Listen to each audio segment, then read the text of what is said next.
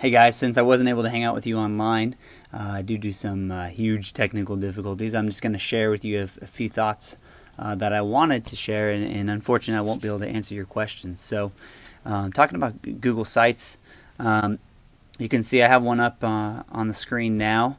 It's a quick site made entirely on the iPad. To get to it, right, you're going to sign into sites.google.com and use your username and password for school, and choose your site that you've already created. On the home page, you can see in the upper right, when you are signed in, you will have these options. You have the pen option, which is the edit that page, the plus page option, which lets you add additional pages to your site, and then the gear tab, which drops down to do some management on the site. And so we're going to look at all three of these today. So here on the home page, I want to add an additional page to it, so I'll click the plus page button. I'll title my page, and in this case it defaults to a single layout, central layout. What that means is content can be placed in this middle box. You can change that by clicking on the layout at the top and choosing from a different layout. Now what's cool about these layouts, you have two column, puts things side by side.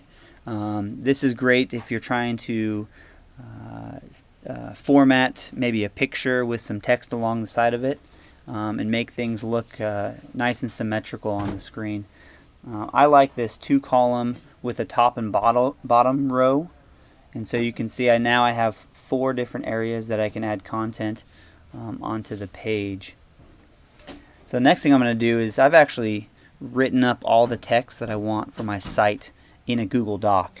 So I'm going to switch over to that Google Doc. You can see I've written it all up here, and instead of having to type it right into the site, I'm just going to select on some of this text here, and I'm going to bring that into the Google site. I copy it, swipe over, choose where I want to paste that, and so in this case I'm going to paste it into this box here and paste it in, and now I have that content printed into the page. Next to this, I want to add the image, so I select the box here on the right, and scrolling up to the top I can insert, and in this case you can see all your options. You have a ton of options inserting different tools into your website. Let's choose image. And on the iPad, you constantly have to zoom out if you can't see the whole option screen. But let's go ahead and hit upload an image. Now, one limitation on the iPad is you can only have one image per page. And so I'm going to choose an image from the camera roll, and we're going to select one that I did here recently. Let's take this journey here, and I'm going to hit done. It's going to upload that image, and it's going to throw it into the web page. Let's go ahead and hit OK. Now you can see it threw it into the web page, and it's a little bit too big, so I'll use the tools here. By selecting the image, I can use the tools to shrink that image down, medium or even small, and I can also choose to center that image. Now I actually want to move this image. Let's select it all, cut it out. I actually want to paste it into this box. So again, if you need to center it, you have to sort of select off of it, select back on, and then you can choose the center or the right and left. Finally, the last thing I want to do actually down here below the text is I'm going to go up and insert. I'm going to insert a new YouTube video.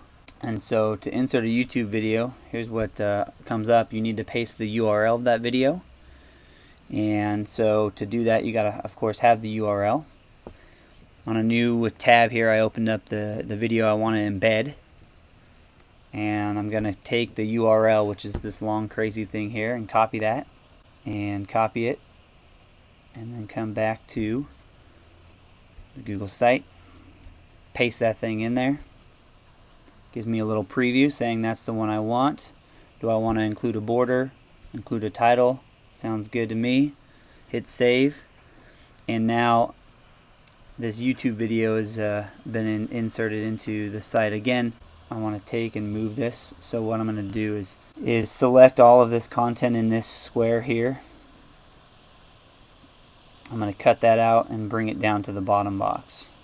The video kind of works like the image. Select on it, you get the little tool, you can center it if you'd like, and then when you're done with all your changes, go ahead and hit save, and you'll see those changes take effect.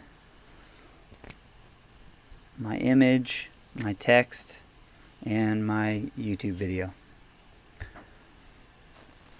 So one final thought I want to share with you is just about customizing the whole template itself. To do that, you can go into the gear and choose Manage Site. And if you remember, when you created the site, you had an option to choose a theme. Well, down here on the left side at the very bottom, you can go back and change that theme. And you can also get in to all the nuts and bolts of the fonts, the colors, anything else you want to change on a site. So a quick way to change the text of the entire site, you can see I kind of have some curly text going on, is to choose entire page text, and instead of doing the theme, you're going to choose on the right side over here. And so I'm going to go ahead and, let's say I'd like to do this sort of Black Ops font, and you can get a little preview of what that looks like over here on the page. So that looks pretty cool. So I'm just going to save my changes. And now that the changes are saved, I'll go back to my website by clicking on the name of the website, and you can see my changes have taken effect. The one thing you'll notice, though, when I go back to the text I inserted, is that didn't change the font. So we're going to do one final edit.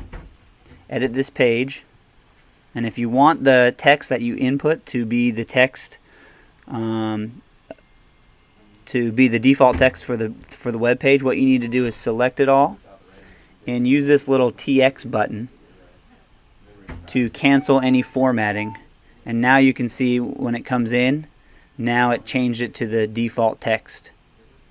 Of course, it loses the formatting if you had, in my case, I had bullets and numbers, and so I'd have to probably go back in here and play around with, adding the numbering back to it. Thanks for watching, guys.